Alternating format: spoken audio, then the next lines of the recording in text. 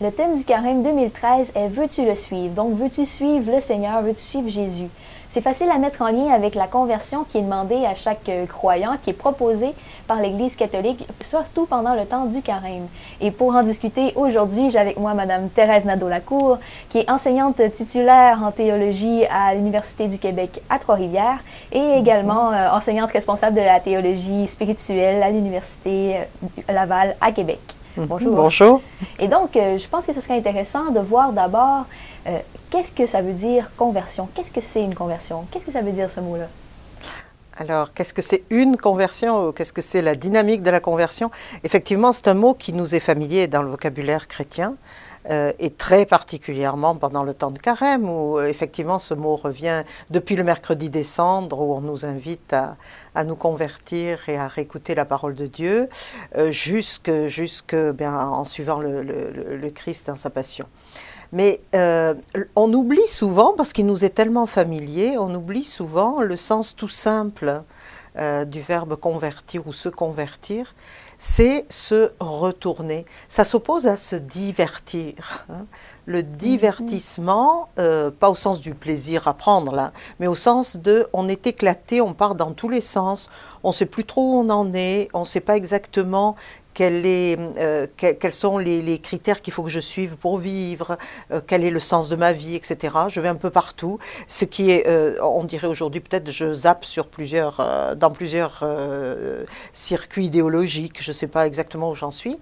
Ça, c'est se divertir, c'est-à-dire se détourner, pas simplement du Seigneur, se détourner aussi de soi, être à l'extérieur de soi-même, s'éparpiller si vous voulez. Je crois que le synonyme de se divertir, c'est s'éparpiller. Et se convertir, c'est au contraire, c'est ce mouvement-là, c'est un retour au centre, un retour à l'essentiel, mais un essentiel qui est le centre à partir duquel le reste peut prendre sens.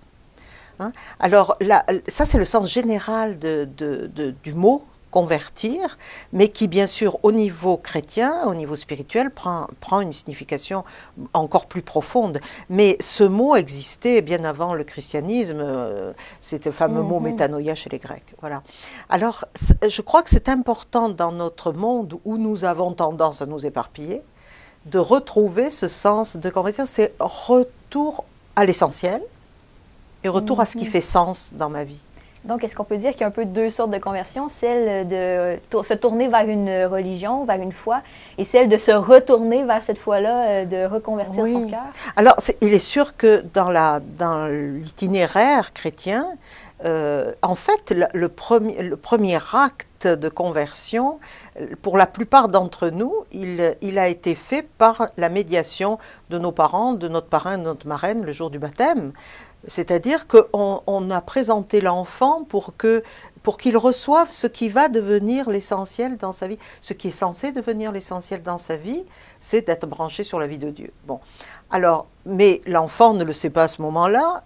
Dans les baptêmes d'adultes, ça devient très intéressant parce que là, il y a une conscience très claire, justement, de se tourner vers l'essentiel. Avant, on était comme cela, et puis maintenant, on va se tourner. Et c'est ce qu'on trouve dans les évangiles. Zachée, la Samaritaine, Nicodème.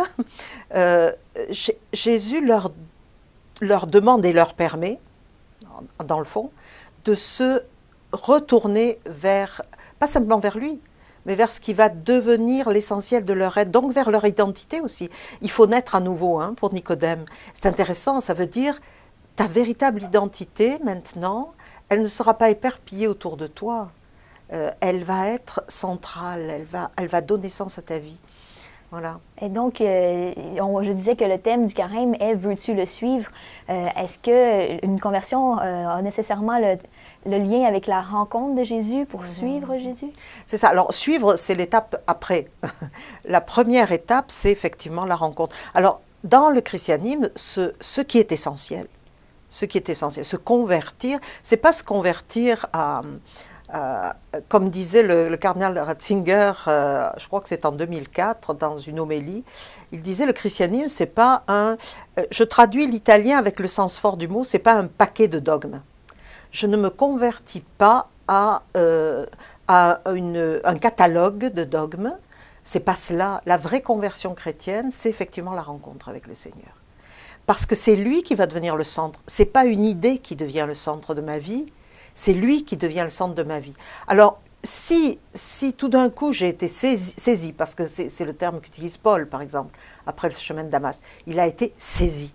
Si on est saisi par le Seigneur, cette conversion qui est déjà une conversion adulte, c'est pas la conversion du bébé, on pourrait espérer que c'est la conversion de la confirmation, par exemple. Ben, cette conversion-là, oui Seigneur, tu es l'essentiel dans ma vie. Bon, et maintenant, je t'aime, tu es l'essentiel, je fais quoi? Quand on aime quelqu'un, on ne fait plus n'importe quoi. Finalement, Saint Paul parle de la conversion, d'un moment favorable pour la conversion. Est-ce que ce moment, quel est-il ce moment-là? Est-ce qu'il y a nécessairement un moment favorable pour se convertir? Alors, je ne veux pas jouer les biblistes là, mais Saint Paul n'utilise pas bizarrement le mot conversion, pour des raisons qui sont culturelles, parce que le mot à ce moment-là, métanoïa, voulait dire autre chose pour les Grecs, c'était juste une conversion idéologique. Il utilise le terme d'illumination. Tout d'un coup, la lumière s'est faite dans ma vie.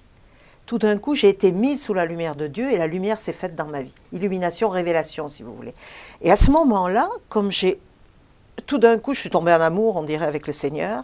Je ne peux plus faire n'importe quoi et la première chose que je veux faire, c'est être avec lui. C'est, comme il dit, ne jamais être séparé de lui, donc le suivre, en fait. Dans un premier temps, ça veut dire ça.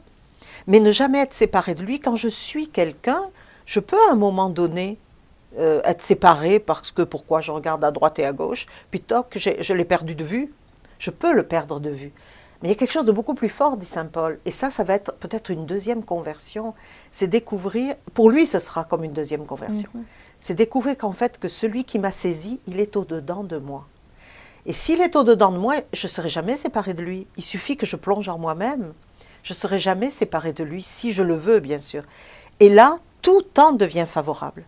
C'est ça qui est magnifique pour répondre à votre question, c'est que, bien sûr, il y a des temps forts, si vous voulez, il y a des temps qui sont privilégiés pour rencontrer le Seigneur, dans les sacrements, dans la prière, dans le regard de l'autre, aussi dans les rencontres avec les autres. Il y a ces temps, dans la parole de Dieu, bien sûr. Alors, ces temps de présence que le Seigneur a voulu pour nous. Mais je ne suis pas chrétien 3 heures par jour. Être chrétien, si c'est être chrétien, c'est mon être, c'est mon identité. Et à ce moment-là, je le suis 24 heures sur 24. Il n'y a pas de temps qui ne soit favorable. Que je veille ou que je dorme, est-il dit dans la Bible, je suis avec le Seigneur. Et tout chrétien est donc appelé à la conversion? Bien sûr, c'est sa dynamique profonde, c'est comme sa respiration. C'est-à-dire, tout chrétien, on traduit, tout chrétien est amené à vivre avec le Seigneur. Et quand les tentations, parce que ça arrive, on a nos faiblesses, ou quand on tombe et qu'on se détourne, convertir, vous voyez, c'est le contraire, on se détourne de lui, eh bien, on n'est pas condamné. On est appelé à se retourner, et le beau mot, le magnifique mot que dit le Seigneur à Paul sur le chemin de Damas, Paul est par terre, il ne peut rien faire, et pourtant il se tourne vers le Seigneur, il dit, que dois-je faire? Réponse, relève-toi, et c'est le même mot que résurrection. Donc ce que nous avons à faire, c'est toujours, quand on tombe, se relever, puis quand on est debout, vivre en ressuscité. En fait, c'est ça la dynamique de conversion. Merci, Madame Thérèse Nadeau-Lacour. C'était notre première partie de 6 minutes. On se retrouve tout à l'heure.